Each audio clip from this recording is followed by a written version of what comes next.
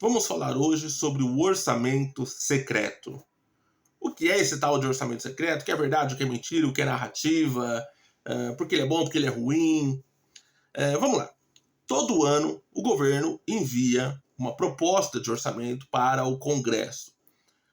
Como todo projeto de lei, e esse não é diferente, cabe emenda. O que é emenda? É uma indicação de alteração na proposta ou de melhor conformação da proposta enviada por um parlamentar, né, integrante do Congresso Nacional. No caso da lei orçamentária anual, que é enviada para o Congresso, ela tem alguns aspectos que é importante pontuar aqui. Ela não é uma lei comum, tá?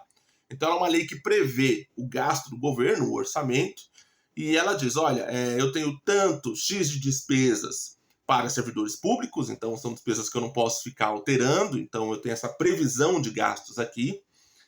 Tenho determinados ministérios, determinadas áreas, e o valor que eu vou empenhar obrigatoriamente é tanto. Há ainda espaço para isso aqui, isso aqui, isso aqui, saúde, educação, etc. e tudo mais. Né?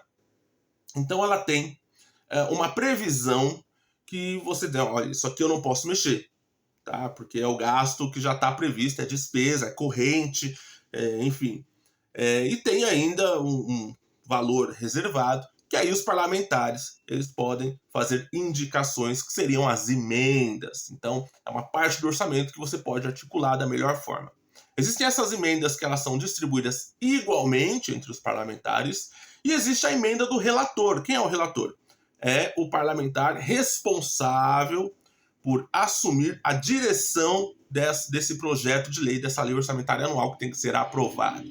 Esse relator, ele condensa todas as indicações, né? Ele relata o projeto, então ele define um relatório final, e esse relatório ele é aprovado, e aí então cria-se a lei orçamentária anual. Então você já entendeu mais ou menos o poder do relator. Tá? Agora vamos falar sobre emendas parlamentares, já que você já entendeu os personagens aí. O que são as emendas parlamentares? Presume-se, então o sistema parte da presunção de que o parlamentar é um indivíduo que está próximo do povo, que trabalha pelo povo, que entende as necessidades da população, que recebe indicações de áreas sensíveis e necessidades, por exemplo, de escolas, estradas, hospitais. Então o sistema parte, né, do princípio de que o parlamentar é esta pessoa, que é o cara que conhece as necessidades da população, afinal de contas foi eleito para isso.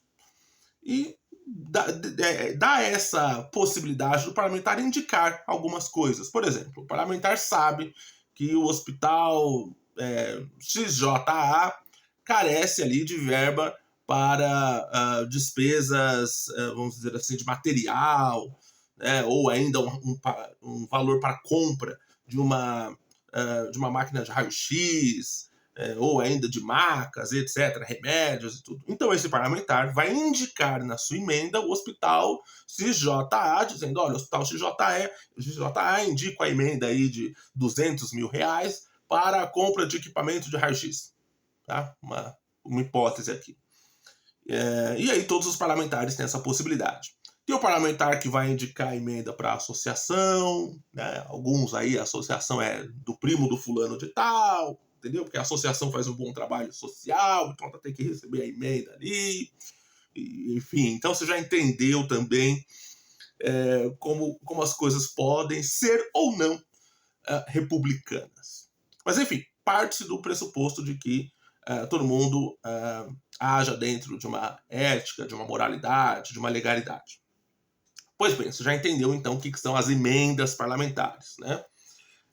E além dessa fração dada aos parlamentares para que eles possam ali empenhar em políticas públicas de seu interesse, até porque também aqui nós temos uma questão de diversidade, uma questão de pluralidade, né, uma questão democrática. Então, às vezes, o parlamentar ele é de uma pauta que não é muito bem assistida pelo Estado. Vamos colocar aqui quem se vale muito disso, o PSOL. Né? Então, tem lá o parlamentar LGBT. Ele fala, as políticas LGBTs não são assistidas pelo Estado, porém tem aqui uma associação que presta um bom serviço de acolhimento, etc. E tal. É legítimo, é da pauta dele, é a democracia. Então, por isso ele indica a emenda parlamentar para lá, para fazer valer a política pública que o elegeu. Tá? Então, é a regra do jogo. E há também as emendas do relator. Por que existem as emendas do relator? Porque o relator, que é o responsável por condensar esse projeto, ele pode fazer pequenos ajustes, dizer, olha, eu tenho tanto para empenhar aqui, então ou vocês me indicam coisas para eu empenhar aqui, senão eu vou ter que ajustar, vou ter que tirar de determinadas áreas e colocar em outras. Eu tenho tanto para... Né? Então, e o relator ele tem essa possibilidade, vai tudo ali do acordo, da conversa, né, das indicações entre os parlamentares. Porém, na lei orçamentária de 2019, que foi votada para 2020, essa emenda do relator ela foi aumentada, então ele tinha uma margem maior de manobra desse orçamento. Porém, como é a emenda do relator, ela não indica o responsável, o parlamentar responsável por fazer essa indicação de empenho. Por isso, por só isso, o nome orçamento secreto. Porque é uma emenda, nada mais são do que emendas do relator. Isso é o orçamento secreto, que tanto falam mal e etc. Pontos positivos, pontos negativos do orçamento secreto. Vamos começar pelo ponto negativo. Ponto negativo do orçamento secreto. Você não identifica quem é o parlamentar que indicou? Bom, então você não sabe se há ali uma troca ou não de favores. Agora, vamos lá. Quem diz que é a troca de favores? Você só consegue comprovar isso se, vamos supor, você fazer uma quebra de sigilo de comunicação e tá lá o relator falando assim, olha, fulano de tal, eu vou te ajudar porque o presidente mandou. Então eu tô te dando mais emenda para você votar projeto comigo. Tá? Você teria que ter essa comprovação. Porque se você não tem essa comprovação, dizendo que a emenda está sendo direcionada porque fulano de tal é amigo do presidente, você está sendo leviano, então você está fazendo uma narrativa, uma construção narrativa. E ainda que assim fosse, e aí a gente vai entrar num campo aqui meio... que tem aí as suas controvérsias, mas ainda que assim fosse, o que indica que é compra de voto? O que indica que é para ter uma troca de favores, um toma lá da cá no Congresso? O que indica que não é, olha, nós somos da mesma linha partidária, você tem políticas públicas que eu também acredito, eu sou o relator dessa porra, então é o seguinte, eu vou te dar uma margem maior e etc para você empenhar aí. Regra do jogo. Então, ponto negativo é o ponto negativo porque você não identifica quem foi o parlamentar que indicou aquela emenda para o relator, porque ela vai sair no nome do relator. Tá? Não vai sair no nome, sei lá, do bebezinho do PT, ou do Jairinho do pneu, ou coisas do tipo. Vai sair no nome do relator. Ah, mas foi fulano de tal que indicou. Você sabe? Você comprova? E se indicou, você comprova que foi por troca de favores? Não. Né? Então, né, questão narrativa, meramente narrativa. Ponto positivo da emenda do relator. Bom, ponto positivo é olha, eu tenho aqui tanto para empenhar, a gente pode escolher políticas públicas que sejam, às vezes, de desinteresse do governo. Então, para você não ser retalhado, eu estou te conferindo aqui mais 3 milhões, além dos, salvo engano, 17 que você já tem direito como parlamentar. Então, tem mais 3 milhões aqui para você promover uma pauta LGBT. Vai no meu nome.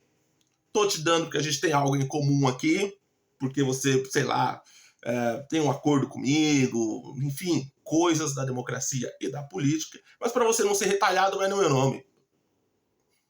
Como você também não identifica, você não tem a possibilidade do governo lá em cima dizer o seguinte, olha, esse cara aqui empenhou tanto em tanta coisa, tá votando contra a família, etc. Ponto positivo, você cria um artifício, digamos assim, de aparência, onde você não consegue identificar, bem dizer, quem são, vamos lá, seus inimigos, ou quem está fazendo coisas contra os seus interesses. A controvérsia aqui é o seguinte, eu acho errado chamar de orçamento secreto, porque o orçamento não é secreto. Você consegue localizar e identificar de onde está saindo e para onde vai esse dinheiro. O que é secreto, diga-se assim, né, dentro dessa lógica, né, dessa nomenclatura que está sendo atribuída, é o responsável pela indicação da emenda. Mas o que interessa mesmo, o dinheiro, você vai conseguir rastrear para onde ele saiu, para onde ele vai. Então, o orçamento, que é a grana, não é secreto. O que é secreto é o indivíduo que indicou para empenho naquela pauta, naquela pasta, naquele objeto. Analistas políticos mais sérios, tá, estão dizendo que o orçamento secreto foi uma reação do sistema, do Congresso, contra o fato do governo não ter loteado os ministérios. Então, como eles perderam o controle do orçamento federal, como eles perderam o controle dos ministérios, criou-se se aumentou a possibilidade do relator, a emenda do relator, para que você tenha um maior controle ali dos gastos, para que você tenha uma fatia maior de manejar esses recursos. Então, há aí toda uma controvérsia sobre o orçamento secreto. Inicialmente, o presidente Jair Bolsonaro vetou, o Congresso votou para derrubar o veto, porque é o Congresso que tem poder para derrubar esse veto, e o presidente tem que empenhar, ele é refém, ele fica atado. Se ele não empenhar, é crime de responsabilidade, sim. Então, essa coisa de, não, mas é só não empenhar. Como assim? Você acha que o cara é um ditador? Você acha que o cara é um revolucionário? Ele vai desobedecer à legalidade? Não, não é. Então, uma vez que o Congresso derrubou o veto do presidente, o presidente não pode diluir o parlamento, o presidente não pode, não tem essas ferramentas, isso não existe no direito brasileiro, e ele vai receber lá a lei naqueles termos, com as emendas, e ele vai ter que empenhar daquela forma, sob pena de crime de responsabilidade, sim. Portanto, isso é o orçamento secreto. Aí você vai dizer, caramba, mas tanto show para isso? Tanto show para isso. E se você for pesquisar nas casas legislativas Brasil afora, quando o governador tem algum projeto de lei mais polêmico, o que ele faz? Ele pega o líder do governo, ele pega o relator, ele fala assim, quantos votos a gente precisa? 40 para passar a lei.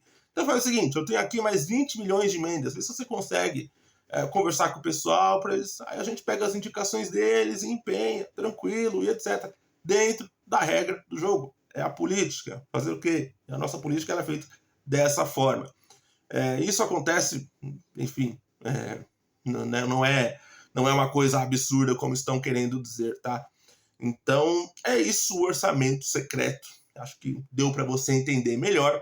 Fique atento, fiscalize, verifique lá propostas legislativas, verifique a LOA, tenta ler a LOA, é gigante, é enorme, mas é assim que funciona o nosso legislativo e o nosso executivo, é assim que funciona a lei orçamentária anual, e eu espero ter contribuído para que você entenda de uma vez por todas o que é esse tal de orçamento secreto.